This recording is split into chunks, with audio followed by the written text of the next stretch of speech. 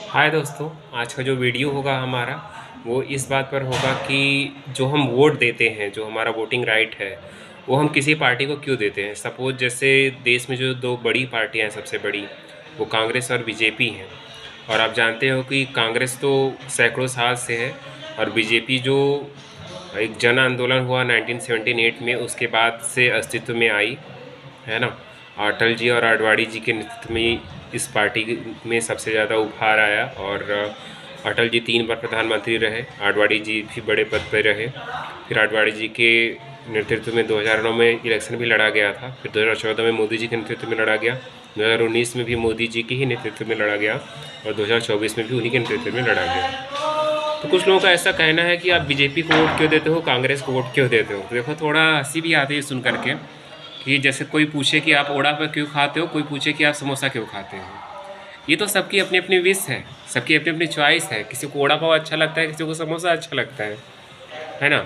वैसे ही विचार है, किसी को कांग्रेस की विचारधारा अच्छी लगती है तो किसी को बीजेपी की विचारधारा अच्छी लगती है। यहाँ मैं एक बात स्पष्ट कर देना चाहता हूँ कि मैं किसी भी पार्टी को लेकर के बहुत ज़्यादा ऐसा क्लोज नहीं रहता कि मैं इसी पार्टी को हमेशा जीवन भर वोट देता रहूँगा।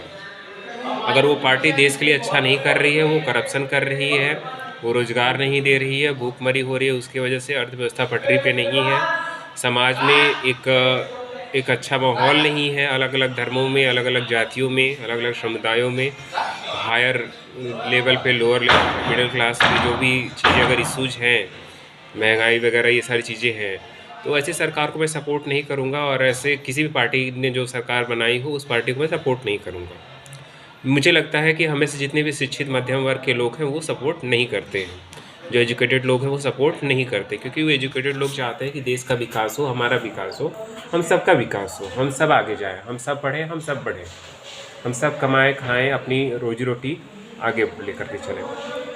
तो आज़ादी के बाद से थोड़ा ऐतिहासिक रूप से देख लेते हैं कांग्रेस ने क्या क्या अच्छा किया और अभी कांग्रेस में क्या कमियां हैं कि कांग्रेस को वोट नहीं मिल रहे उतने, रिकॉग्नाइज नहीं किया जा रहा है।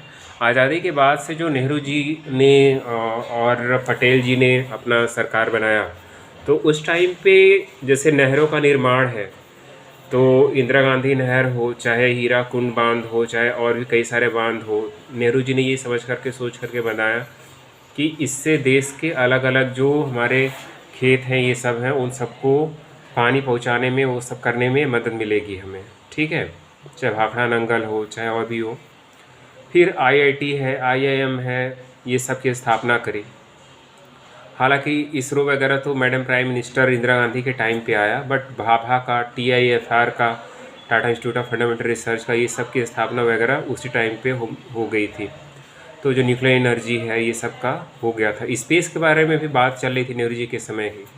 तो उस टाइम नेहरू जी के जो दो सबसे बड़ी खामियां, तो ये सारी चीज़ें उपलब्धियां हैं जो नेहरू जी की उपलब्धियां हैं कि अगर टूटता है घर, घर टूटने के बाद जो घर में लोग अलग होते हैं, अलग होने के बाद नए घर को संभालना, संवारना, उसको आगे लेकर के जाना, ये एक बड़ी जिम्मेदारी होती है जो नेहरू जी ने लगभग 2 दशक के आसपास निभाई। 1947 से लेकर के समझ लीजिए कि 1964 तक के आसपास, लगभग 2 दशक, 17 साल के आसपास उन्होंने निभाई अच्छे से, ठीक है।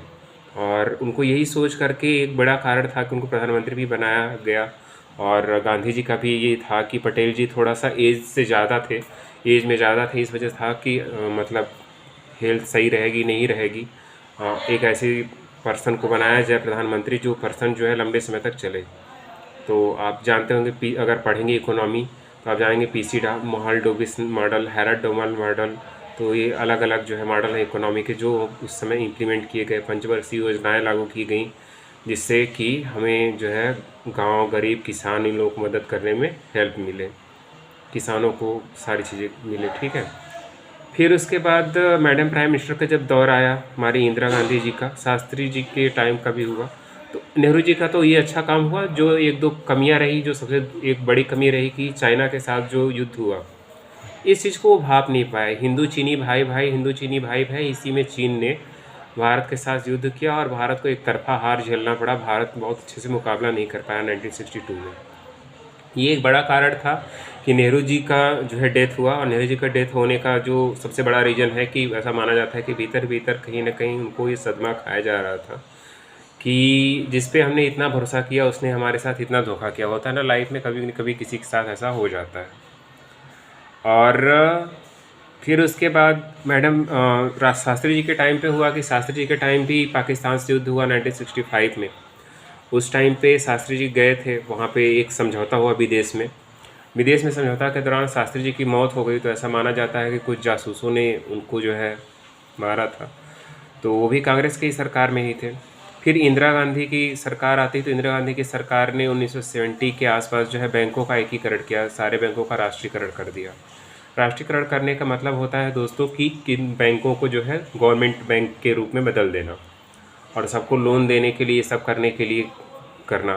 फिर उन्होंने कहा कि गरीबी हटाओ का एक नारा दिया उसी दौर में उन्होंने कहा कि चाहे जैसे भी करके हम ये चीज़ करेंगे। शास्त्री जी के दौर में गेहूं की कमी हो गई थी, तो गेहूं की कमी के लिए अमेरिका से मदद मांगी गई। अमेरिका काफ़ी इधर उधर मूव कर रहा था।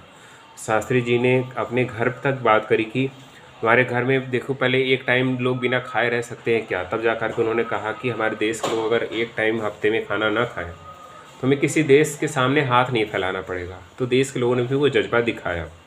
ठीक है। तो वैसे ही इंदिरा जी के समय भी हुआ, इंदिरा जी ने भी काफ़ी अच्छा किया।